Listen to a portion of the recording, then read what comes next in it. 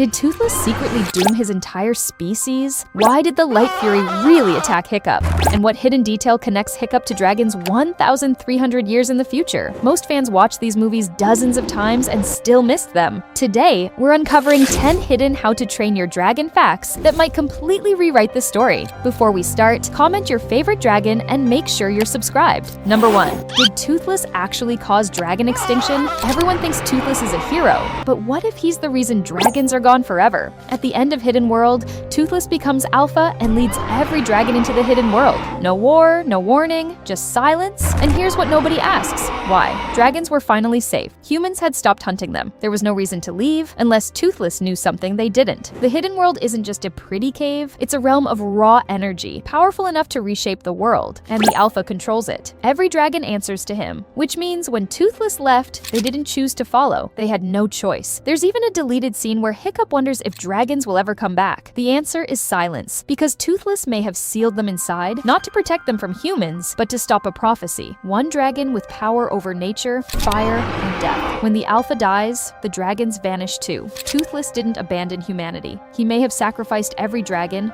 including himself, to save the world. He was the last Night Fury, and now he might be the last of anything.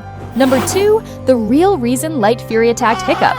She literally blasted him into the sky, and most people just laughed it off. But the reason behind it is actually kind of heartbreaking. When Light Fury first saw Toothless, it was instant, but then Hiccup and Astrid showed up, and she panicked. She's a wild dragon. She's never trusted a human. And from her perspective, Toothless wasn't choosing to stay with Hiccup. He was trapped. So when she got her chance, she struck, launched Hiccup into the air, tried to set Toothless free, but Toothless didn't fly away with her. He turned around and saved Hiccup instead. That's the moment everything changed for her. She didn't run from jealousy or fear. She attacked out of love, trying to rescue the dragon she'd fallen for from what she thought was a cage. And when Toothless chose his human over his freedom, that's when she finally understood. Hiccup wasn't a captor. He was family. Number 3. Astrid's outfit tells her entire story. Nobody talks about this, but Astrid's character arc is hidden completely in her clothes. In the first film, spikes, armor, tight braids. She's guarded, aggressive, trying to prove herself. Everything about her look says don't get close. By the second film, her braids are looser, her clothes are softer. She's still fierce,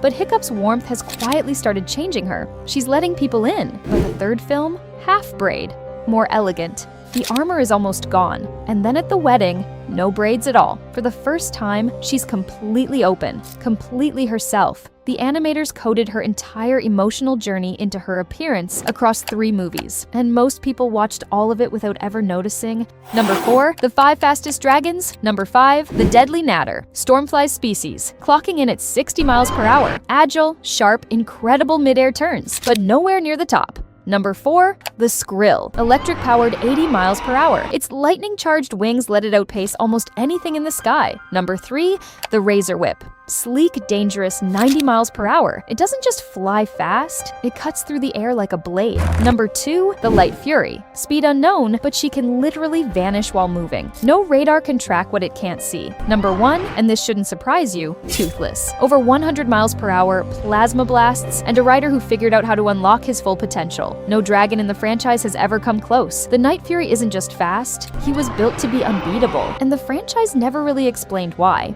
Number 5, Toothless's kids are more dangerous than you think. People see the nightlights and think, cute little dragon babies, but these 3 are something entirely new. Dart, Pouncer, and Rough Runner aren't Night Furies. They aren't Light Furies either. They're hybrids, and hybrids in this universe tend to inherit the best of both sides. Light Fury invisibility works through heat. When her skin absorbs plasma blasts, it turns mirror-like, perfectly reflecting the surroundings. The Nightlights can do the same, meaning they can vanish mid-flight. They also fire plasma. Not regular fire, the same superheated blast that can take down warships. And there's strong evidence they've inherited Toothless's ability to absorb lightning and redirect it, meaning they can supercharge their own attacks. And they're brilliant. Dart can draw. Rough Runner recognized Hiccup from a silhouette alone. These aren't baby dragons learning to fly. They're the next evolution of the most powerful dragon species ever discovered. The real question, will they eventually surpass Toothless?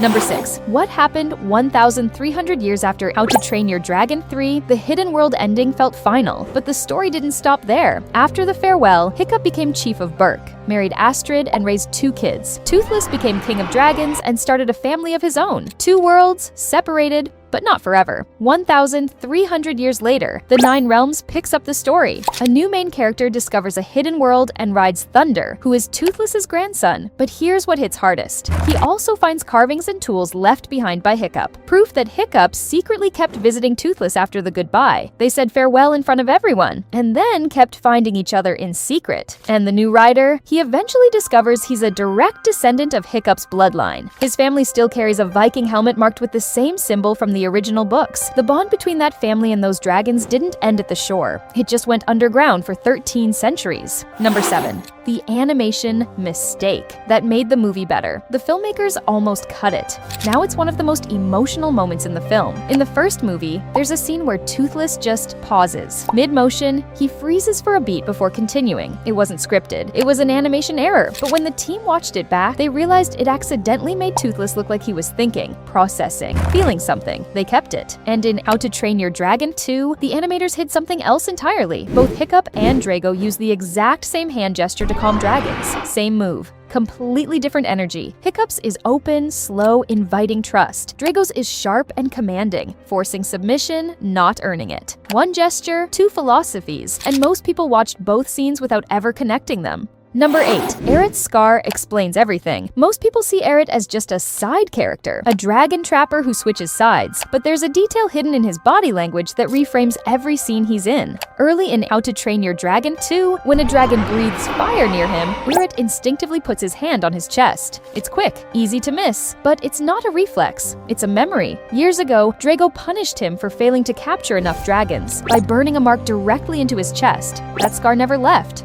and neither did the trauma. So now, every time he sees fire, his hand goes there, protecting a wound that never fully healed. That one gesture tells you everything about who Eret is and why he served Drago for so long. Not loyalty, fear, the kind that gets burned into you. Number 9. The Stormfly moment that changed Eret forever. Here's the detail that made Eret's entire arc make sense, and almost nobody caught it. When Hiccup and Astrid surrender to Eret, he throws Hiccup's flaming sword into the ocean. Stormfly dives in and brings it back immediately. Eret throws it again. Stormfly brings it back again. To Eret, it was an annoyance. To Stormfly, it was a game, a bonding moment. She thought he was playing with her, and just like that, she decided he was a friend. So later, when Drago is about to kill Eret, Stormfly dives in and saves him. Not because she forgot what he did, but because one silly moment with a sword was enough for her to choose trust over memory. That moment didn't just save Eret's life, it ended his career as a hunter. You can't go back to trapping creatures after one of them dies for you. Number 10.